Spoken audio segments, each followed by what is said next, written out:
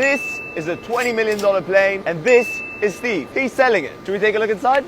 Let's go. As soon as you walk in, we have this fantastic galley. It's got a really big counter space. It has the espresso machine, the coffee machine. It has all the storage for the refrigerator, the microwave. Flight attendant prepares everything from here. On the right side here, we have crew rest. This is important when you're taking a flight, usually over 10 hours. Sometimes you bring a third crew member to be able to exchange them so everybody's fresh along the way. As you enter into the main cabin, most of the time where the CEO sits over in these front two seats, and usually this is where everybody sort of sits at the beginning. This is the important seat because this is where all the controls are for the aircraft, and usually the majority of people are right-handed. Also gives you all the controls to be able to look directly up into the cockpit if you want to try to scream at the pilot, or if he turns around and say everything's okay, things like that. You've mentioned that people start out their journeys in this part of the cabin. Why would that be the case? The main reason is because usually when you get closer to the engines in the back, it's a little bit noisier. And also the flight attendant will be walking through back and forth. It's just a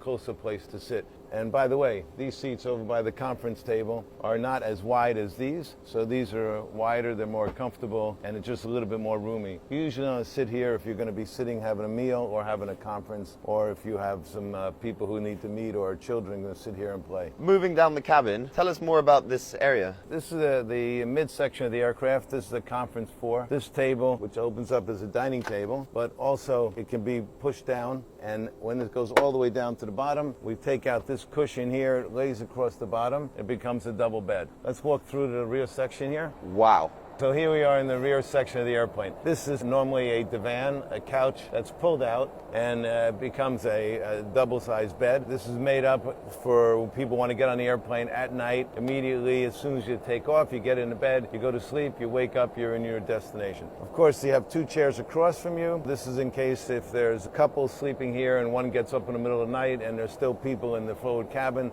they can still get up, sit in the chair, do some work, and not disturb the other person. But I understand this section also folds into an additional bed. Exactly. This chair can reverse and the back goes down and this becomes another single bed. Fantastic. That's quite a lot of beds on this aircraft. How many people roughly can this aircraft sleep? Well, it depends on who they are. If they're children or there's a couple, you can put two here plus one is three. Then you can get two more on the conference table, that's five. And then you have two more in the front, that's seven. 7 places maximum sleeping. Of course, everybody can sit in their individual chair. The backs go back and you can sleep. So you can actually sleep as many as 14 in here, but it's not in a lay-down bed situation. Back here now we're in the rear lab. It's got a vacuum lab. It's got the sink, which you can come in and see. On this side here, we have full cabinets so that you can hang your clothes, have towels, all kinds of things like you would at your office or your home. This is the baggage area. As you can see, it's huge in here, and you can carry about 14 large suitcases in here.